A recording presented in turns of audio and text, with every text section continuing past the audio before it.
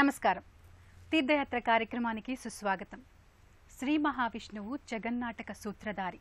అందుకే ధర్మ సంస్థాపనార్థమై యుగానికో అవతారం ధరించాడు.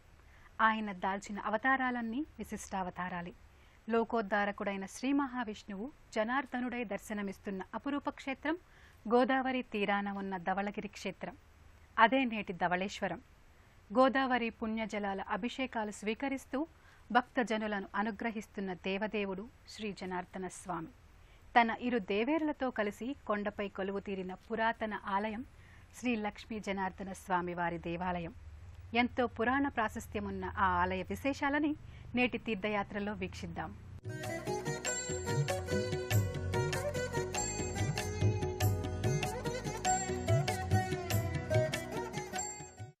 కృతయుగో జనార్దనః త్రేతాయుగో శ్రీరామచంద్రశ్చ ద్వాపరే కృష్ణస్తు భగవన్ కలౌ వెంకటనాయకః. జగాలనేలే జగన్నాటక సూత్రధారి జగదానందకారకుడై జనార్దన స్వామిగా స్వయంభువుడై వెలసిన క్షేత్రం ధవళేశ్వరం. ధవళేశ్వరానికి చేరుకున్న భక్తులను గోదావరి నదీమ తల్లి ఆహ్లాదకరమైన ప్రకృతి సోయగంతో ఆహ్వానిస్తుంది. పర్యాటక క్షేత్రంగా కూడా భాసిల్లే ఈ ధవళేశ్వరానికి గోదావరి ఏటి ప్రయాణం భక్తుల మదిలో చెరగని ముద్ర వేస్తుంది. గోదావరి ప్రవహించినంత మేర ఒక్కో రేవు ఒక్కో అందచందాలతో యాత్రికులకు కనువిందు చేస్తుంది. ఈ ధవళేశ్వర ఒడ్డు నుంచి చూసిన వారికి పచ్చని పావడా ధరించిన కన్నెల నిండు గోదావరి హొయలుపోతూ పరవశింపచేస్తుంది. జనార్దన స్వామి కోవెల మండపం ఆవరణ నుంచి చూసే భక్తజనులకు ఇటువో పవిత్ర స్థలికి తీర్థయాత్రికులమయ్యామని, అటువో సుందర ప్రకృతి అందాలను తిలకించవచ్చిన పర్యాటకులమయ్యామనే అనుభూతి జంటగా దక్కుతుంది. గోదారిపై పరచుకున్న ధవళేశ్వరం బ్యారేజీ జనార్దనుడికి సాష్టాంగపడిన భక్తుడు రెండు చేతులు కలిపి చాచిన దండ ప్రమాణంలా కనిపిస్తుంది. గోదావరి ఒడ్డున రామపాదాల రేవు నుంచి కొండమీది జనార్దనస్వామి ఆలయానికి మెట్ల మార్గం మీద పైకి చేరుకోగాని ఏక కలశంపై సుదర్శన చక్రంతో భాసిల్లుతున్న ఆలయ విమాన శిఖరం కనిపిస్తుంది. మెట్ల మార్గం అవగాని స్వాగత ద్వారంలా ఉన్న ఆర్చిపైన పాల కడలిలో శేషశయనుడైన విష్ణువు పరివారం శిల్పరూపంలో అగుపిస్తుంది. ఆవరణలోకి ప్రవేశించిన భక్తజనం విశాలమైన లోగిలిలోకి అడుగిలినట్లనిపిస్తుంది. ఆలయం, ముఖమంటపం, ధ్వజస్తంభం ఓ ఆధ్యాత్మిక లోగిలి కళ్ల ముందు ప్రత్యక్షమవుతుంది. ధ్వజస్తంభానికి కింద భాగాన ఉన్న ఓ చిరుమందిరం సైతం భగవత్ సన్నిధిగా అలరారుతూ ఉంటుంది. ముఖమంటపం పై భాగాన సీతారామ లక్ష్మణ ఆంజనేయ మూర్తులు వర్ణరంజితంగా కనిపిస్తాయి. స్వామివారు వేంచేసియున్న గర్భాలయ విమాన శిఖరంపై పలు దేవదేవుళ్ల అవతార విశేషాలు శిల్పితమై ఉంటాయి. జంట సింహ ప్రతిమలు శిఖరమూలల్లో అలంకృతమై ఉంటాయి. శేషతల్పంపై శయనించిన విష్ణువు, ఆయనను సేవిస్తున్న ఇరు దేవేరుల ప్రతిమ బహు ఆకర్షణీయంగా ఉంటుంది. విమాన గోపుర శీర్షభాగాన ఏకకలశం, దాని పైభాగాన సుదర్శన శ్రీచక్రతాళ్వారు ప్రతిబింబం అలరారుతూ ఆలయ ఆగమ నియమాన్ని ప్రకటిస్తూ ఉంటుంది. ఆలయ ముఖమంటపం భక్తులతో, పురాణ ప్రవచనాలను తాదాత్మ్యతతో వినే శ్రోతలతో కళకళలాడుతూ ఉంటుంది. ఆలయం చుట్టూ ప్రదక్షిణలు గావించిన భక్తులు గర్భాలయంలో కొలువైన జనార్దన స్వామిని దర్శించుకోవడానికి సంసిద్ధులవుతారు. శ్రీ మహావిష్ణువు నారాయణుడిగానే కాక జనార్దనుడిగా స్వయం వ్యక్తమైన స్వామిగా ఈ ఆలయ గర్భాలయంలో దర్శనాన్ని అనుగ్రహిస్తున్నాడు. తన ఇరు దేవేరులతో సహా కళ్యాణ దాముడిగా దర్శనమిచ్చే జనార్దన అవతారాన్ని కనులారా చూసి పునీతులమవుదాం.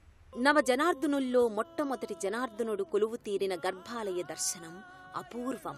కృతయుగంనాటి ఈ ఆలయ గర్భాలయ మూల విరాట్టు సందర్శనం అపురూపం. శ్రీ మహావిష్ణువుకి చెందిన పలు నామాలలో జనార్దన నామధేయ దైవం తన ఇరువురు సతులతో సహా దర్శన భాగ్యాన్ని అనుగ్రహిస్తున్నాడు. కృష్ణశిలలో సర్వాభరణయుక్తంగా శోభనాచలపతిగా గోచరమవుతున్నాడు. రజిత లోహతోరణం కింద బంతులు, చేమంతులు, నానావిధ పుష్పాల గజమాలలతో సుశోభితుడై కనిపిస్తూ భక్త జనరంజకం కావిస్తున్నాడు. తిరునామం, తీర్చిదిద్దిన నయనాలతో చూడచక్కని రూపుతో అలరిస్తారు. చెంతనున్న శ్రీలక్ష్మీ భూదేవులు సైతం నానావిధ అలంకృతలై నయన మనోహరంగా కనిపిస్తారు. మూలవరులకు స్నపన ఉత్సవ బేరాలకు అర్చనాది నీరాజనాలు ఇచ్చి ఆ హారతిని భక్తులకు అందచేస్తారు. తీర్థప్రసాదాలను, శటకోప ఆశీర్వచనాలను వసంగి ఆలయ సందర్శనా ఫలాన్ని అందచేస్తారు. గర్భాలయ మూలవిరాట్ దర్శనం చేసుకున్న భక్తులు స్వామివారితో పాటు కొలువుదీరిన ఇరు దేవేరులను దర్శించుకుని తన్మయులవుతారు. అయినప్పటికీ శ్రీ లక్ష్మీ అమ్మవారు మరో రూపంలో శ్రీ మహాలక్ష్మి ఆండాళ్గా మరో మందిరంలో కొలువుదీరి ఉన్నారు. ఇదే ఆలయ ప్రాంగణంలో అలరారుతున్న ఆ మహాలక్ష్మి అమ్మవారిని భక్తజనం దర్శించి అర్చించుకుంటున్నారు. గర్భాలయానికి మరోవైపున ఉన్న ఉపాలయంలో శ్రీ మహాలక్ష్మి ఆండాళ్ అమ్మవారు దర్శనమిస్తారు. గర్భాలయ మూర్తిగా, నల్లరాతి శిల్పంగా, మనోహరమైన ఆకృతితో అమ్మవారు భక్తులకు దర్శనమిస్తారు. ఆసీన భంగిమలో ఉన్న శ్రీ మహాలక్ష్మి ఆండాళ్ ముక్కుకి ముక్కెర నత్తుల సింగారంలో కుందనపు బొమ్మల గోచరమవుతుంది. శ్రీ మహాలక్ష్మికి నీరజాలయమునకు నీరాజనం నీరాజనం నీరాజనం క్షీరాబ్ధి కన్యకకు శ్రీ మహాలక్ష్మికి నీరజాలయమునకు నీరాజనం. పాదపీఠిన అమ్మవారి ఉత్సవమూర్తి కుంకుమ పూజలతో సంతుష్టురాలైనట్లు హావభావాలతో మరో చిరు విగ్రహం విరాజమానమై ఉంటాయి. అర్చనాది హారతులు, తీర్థప్రసాదాలు స్వీకరించిన భక్తులు సంతుష్టానంద తరంగులవుతారు.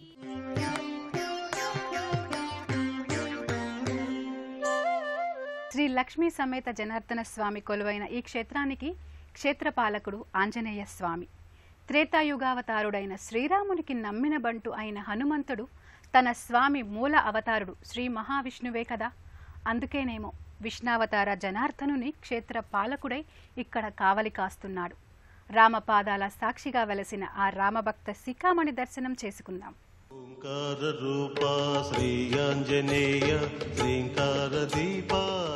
ప్రధాన ఆలయానికి కుడివైపున ఉన్న ప్రత్యేక మందిరమే క్షేత్రపాలకుడైన ఆంజనేయుని మందిరం. తమ ఇష్టదైవమైన జనార్దన స్వామి క్షేత్రానికి పాలకుడైన ఆంజనేయుణ్ణి కూడా భక్తులు విధిగా దర్శనం చేసుకుంటారు. కరుణించవయ్య దాసాంజనేయ శ్రీ ఆంజనేయ దాసాంజనేయ శ్రీ ఆంజనేయ ఓంకార రూప శ్రీ ఆంజనేయ శ్రీకార దీప దాసాంజనేయ ఓంకార రూప శ్రీ ఆంజనేయ శ్రీకార దీప దాసాంజనేయ. జనార్దనుణ్ణి దర్శించవచ్చిన భక్తులు చేరినది రామపాదాల రేవుకే కదా. అందుకు ప్రతీక అయిన రామపాదాలను కూడా పూజించుకుని రామభక్త హనుమకు ప్రణతులు చెల్లించుకుంటారు భక్తులు. కర్పూర నీరాజనాలను భక్తులు తమ కళ్ళకద్దుకుని తీర్థప్రసాదాలను స్వీకరిస్తారు.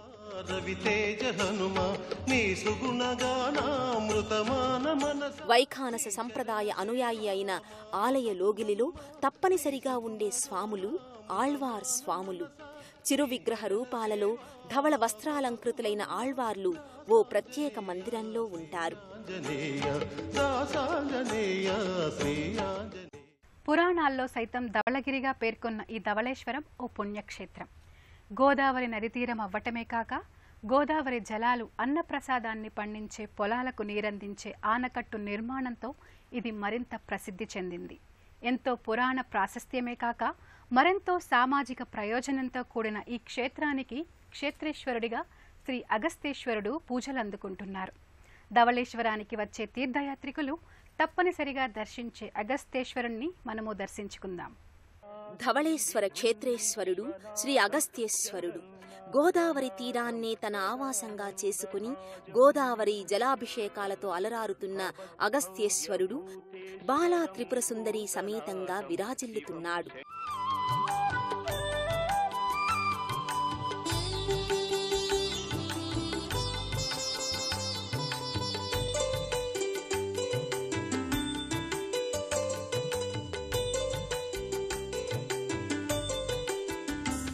विश्वेश्वराय नरकान्तकतारणाय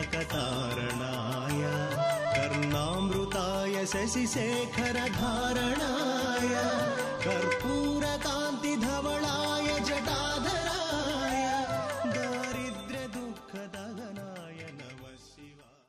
14 భువన బాండంబులకు సృష్టి స్థితిలయకారుల్లో స్థితికారుడైన శ్రీ మహావిష్ణువు జగద్రక్షకుడు.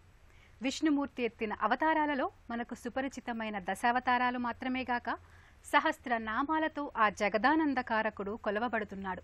ఈ కలియుగంలో వెంకటేశ్వరుడుగాను, ద్వాపరయుగంలో శ్రీకృష్ణ భగవానుడుగాను, త్రేతాయుగంలో శ్రీరామచంద్రమూర్తిగాను చరించినటువంటి శ్రీ మహావిష్ణుమూర్తి కృతయుగానికి సత్యయుగానికి జనార్దనుడిగా స్వామి చరించారు. ఈ గిరి ధవళగిరి, వేదవాయుని ఉన్నది కాబట్టి వేదగిరి అని, జనార్దన అవతారం ఎత్తి గిరి ఉన్నారు కాబట్టి స్వామి జనార్దనగిరి అనేటువంటి ఈ కొండకి 3 నామాంతరాలుగా పిలువబడుతూ ఉంటుంది. త్రేతాయుగంలో శ్రీరామచంద్రమూర్తి వారు కూడా శ్రీ స్వామిని దర్శించుకున్నట్లుగా మనకు స్థల పురాణం చెప్పబడుతుంది. ఎక్కడైనా సరే కళ్యాణోత్సవం అనంతరం స్వామివారి ఊరేగుతూ అంటారు, కానీ ఈ ధవళేశ్వరంలో ఈ స్వామివారి రథోత్సవం అనంతరం స్వామివారి కళ్యాణం జరుగుతుంది. ఇది భీష్మ ఏకాదశి రోజు నుంచి మాఘశుద్ధ పౌర్ణమి వరకు కూడా పాంచార్నిక దీక్షతో వైగాన సాగమ శాస్త్రానుసారంగా ఈ స్వామివారి విశేష ఉత్సవాలన్నీ కూడా జరిపించబడతాయి. ఈ క్షేత్రానికి శ్రీరామచంద్రమూర్తి వారు క్షేత్రపాలకుడిగా ఆంజనేయ స్వామివారు నియమించారు. ఆనాటి నుంచి ఈ క్షేత్రం రామపాద క్షేత్రంగా పేరుందన్నమాట. ఈ స్వామివారిని దర్శించుకునేటువంటి భక్తులందరికీ కూడా మనసులో ఉండేటువంటి కోరికలన్నీ నెరవేరి స్వామివారి అనుగ్రహాన్ని పొందవలసిందిగా కోరు. ఆలయాన్ని దర్శించడం ఒక ఎత్తే అయితే ఆ ఆలయ స్వామివారి పల్లకీ సేవలో స్వయంగా పాల్గొనడం, ఊరేగింపుగా వెళ్లగలగడం మరెంతో మహద్భాగ్యంగా భావిస్తారు. జనార్దనుడు నిజంగానే పల్లకిలో ఉన్నట్టు, తాము ఆ పల్లకి పక్కనే నడుస్తున్నామన్న అనుభూతి భక్తులందరికీ కలుగుతుంది. గ్రామోత్సవల్లా బయలుదేరిన స్వామివారి పల్లకి ఊరేగింపు ప్రతి ఇంటి ముంగిట ఆగి ఆ ఇంటి వారి పూజలు, హారతులు అందుకుంటుంది. నవ జనార్దనుల్లో మొదటి జనార్దనుని క్షేత్రాన్ని దర్శించగలగడంతో తమ జన్మ సార్థకమయ్యిందని తీర్థయాత్రికులు సంతృప్త హృదయులై జై లక్ష్మీ జనార్దన పరబ్రహ్మణే నమః అని ప్రణతులు చెల్లిస్తూ తిరిగి వెళతారు. శ్రీ మహావిష్ణువు జగదానందకారకుడు, జగాలన్నింటా జనాలను కాచే జగద్రక్షకుడు. ఈ క్షేత్రంలో జనార్దన స్వామిగా ఆవిర్భవించాడు. ధవళేశ్వరంలో శ్రీ లక్ష్మీ సమేతంగా కొలువైన ఆ జనార్దనుని కరుణారసామృతం గోదావరి జలాల వలె సమృద్ధిగా మనందరకు నిరంతరం దక్కాలని కోరుకుందాం.